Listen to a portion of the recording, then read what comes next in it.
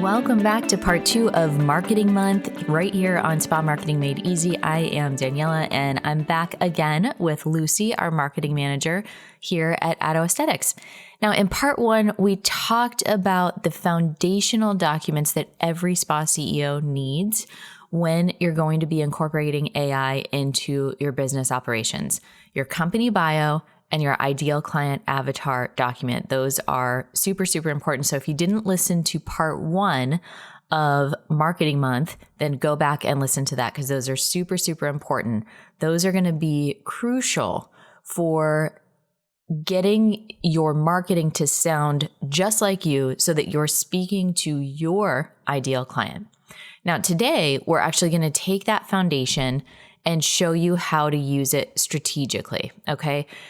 The AI tools that are out there and that are available, they can cause shiny object syndrome to those spa owners who are on this path of experimentation with me, who are out there testing the different AI tools and seeing what is available. And it's honestly like every 2 months, there's something new and exciting that you can do. And it's really, really important to not get shiny object syndrome with AI tools, okay? We've seen how that doesn't work with devices and equipment, and we've got to stay focused on solving the specific problems in your business and using AI to do that faster and more effectively, okay? So we don't want to incorporate everything that we can with AI just because we can. We want to look at what are we trying to achieve? What problem do I have in my business? And what can AI do to make me get more time or get more money effectively in the business? All right. So in today's episode, Lucy and I are going to walk through how to identify the real problems in your marketing and your lead generation, how to use the data to understand what's working, and then choose what AI tool is going to help you solve those problems. Okay.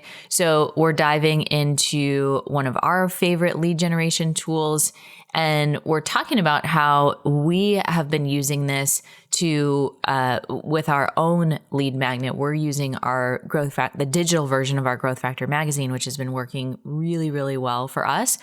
It's a high value piece of content. We don't hold anything back, right? We're giving so much incredibly valuable information away so that we're setting the stage of like who we are and what we're about to build that first impression with our potential clients.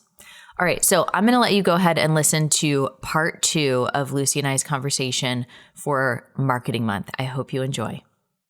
Just before recording this, I was wrapping up a call with our Growth Factor Elite Beta members.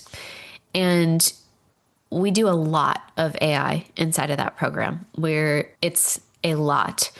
And today we were talking about these different tools, and it's very easy. You know, in previous years, estheticians would get shiny object syndrome because of the latest technology that has come out.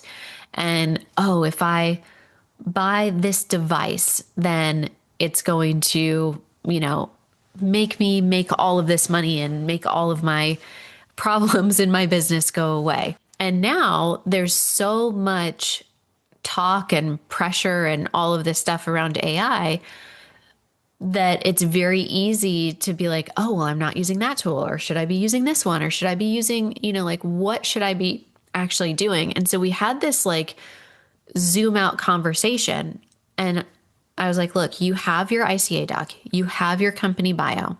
What we need to do first is understand what is the biggest problem you're facing in your business right now. And almost all of them said leads. And, I need to make sure that I have lead flow. And, it is really important to understand, like, do you have a lead flow problem or do you have a retention problem? So we're first understanding that. But because there have been a lot of changes, a lot of shifts, what we're seeing is the patients or clients who used to come in monthly are now coming in every 6 to 8 weeks. They're kind of spreading it out a little bit in different areas. And so clients or spa owners are needing to get more clients than they used to have to ensure that they have that 80% booking. And they're still doing well, they're still booked, but they're just seeing that they need more people to keep their capacity up to the same. So we have this document inside of Growth Factor Elite. It's called your client acquisition cost tracker. And essentially what it does is calculate the cost that it takes to acquire a new client. So every month you're writing down, how many new leads come in over the course of the month. And did they come from SEO? Did they come from social media? Did they come from word of mouth? Did they come from a strategic partnership, or were they a walk-in, right? We're looking at these different things. And I used to teach, just grab a notebook, write it down. If you don't have this tracker, this is the easiest way to do it, is just have a notebook next to the front desk and have 3 columns on the side. One says SEO, one says social, one says word of mouth. If you have a lot of strategic partners, or if you're in a storefront that you have walk-ins, go ahead and add those tabs there. But you just write the name and you check the box of where they're from. And every month you review that and you see what is the trend of where are most of my clients coming from. What our tracker does to make it such a powerful tool is it's going to break down, you're going to put in the amount of money that you spent on SEO, if any, the amount of money that you spent on social media, including payroll cost of people that you're paying to create content for you, even if you're not spending money on ads, right? And so we're looking at that and saying, okay, well, it's costing you this amount to get a new lead in from social. It's costing you this amount to get a new lead in from SEO, or it's costing you this amount to get a new lead in from referrals. And the cost would be if you're offering any sort of complimentary treatment to one of your guests to invite somebody else in. So the consumable cost of that would go there. And what that does is give us data. So most of them were saying that the majority of their new leads were coming in from Google. And so I said, okay, so now we know the problem that needs to be addressed. We need to look at how do we improve SEO on our website. And I said, how many of you have put into ChatGPT, please scan my website and tell me how I can optimize it? How many of you are doing blog posts every single week? How many, we're going through and we're saying, these are use cases where you can first understand the data, right? Like you've got to understand the problem that you're trying to solve. And then you need to then say, how can AI help me to do this faster? What other, for our marketing meeting every week, you're obviously going through the stats and then kind of giving me the updates. What do you think for you as a marketing manager has been the most important stats to keep an eye on? I think that honestly, it's similar to our students and what they're talking about is the lead generation, because we want to make sure that not only are we attracting the right person, but then when we have attracted them, what type of messaging are they initially getting from us? And I think what we've done really well in the last couple months is we built a new welcome sequence. Mm-hmm. Obviously, the last year we've been transforming our programs and we're getting very clear on the tracks that we're offering now. So obviously the signature program of Growth Factor Framework is something that everyone knows about, but now we have to educate them on the 2 different tracks. And the best thing that I think we've adopted into our business is our Growth Factor magazine that is used as a lead generation tool, which is right there behind me. Got it right here. Now it's printed, which we're so excited about. But that has been such a great source for us to get very clear that we're attracting the right people, because that's a very specific piece of content that is only applicable to this industry. But it is including so many different sections that can be applicable to employees. It can be applicable to a spa owner, a doctor, whatever it may be. So I think that's definitely been really important for us to track. And I did also want to say that I think a really big issue that a lot of people will bring up with their website is not having the time to update it. And I think you hit the nail on the head with talking about AI with that, because a lot of people are like, well, I'm not a writer and I don't know what I would talk about. And I don't know what I would, I just don't know what I would post if I was going to post a weekly blog.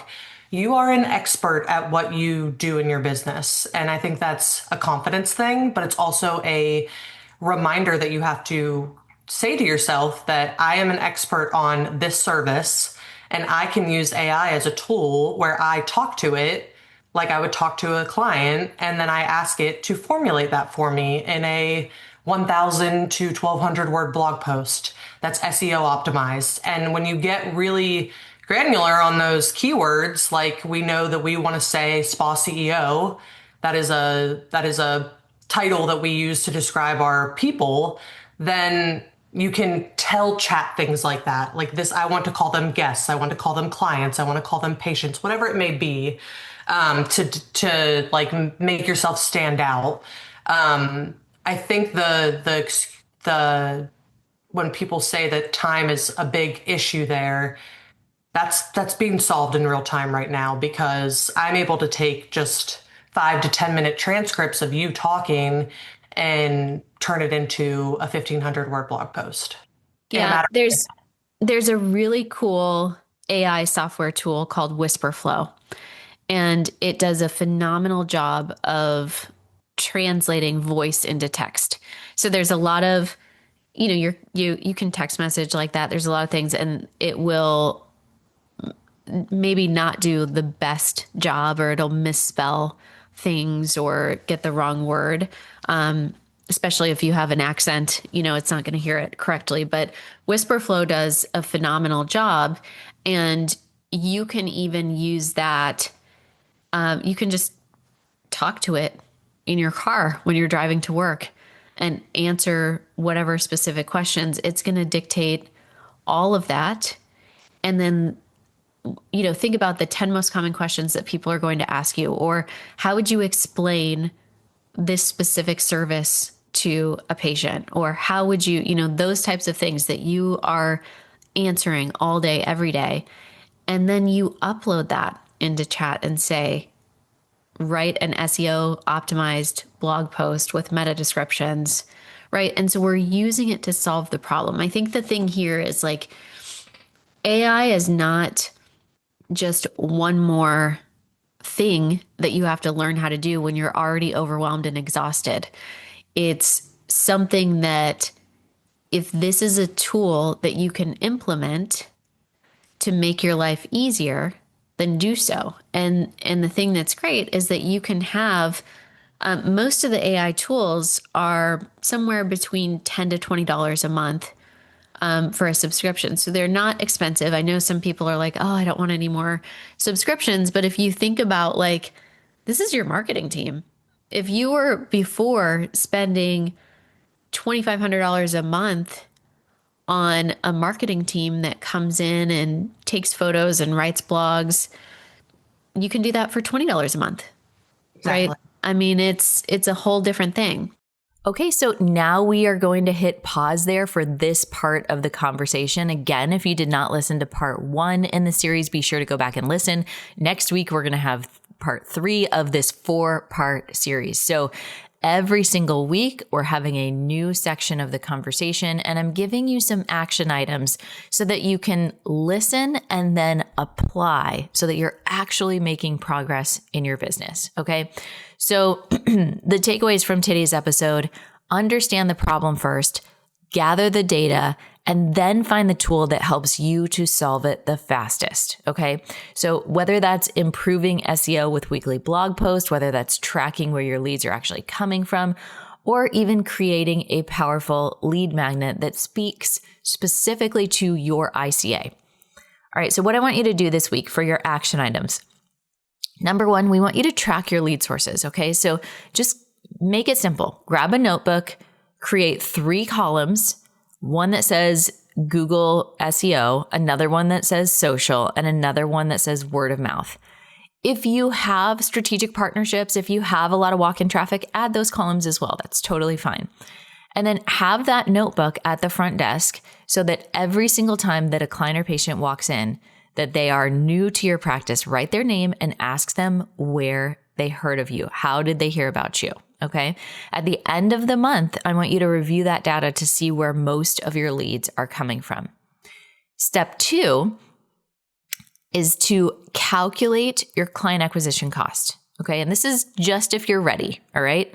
But I want you to look at how many new leads came in and then look at how much money you spent on SEO, how much money you spent on paid ads, how much money you spent on marketing in general. And you're going to take that dollar amount, that top dollar amount, and you're going to divide it by how many leads came in. And that's going to tell you how much it cost you to get a new lead in your business. All right.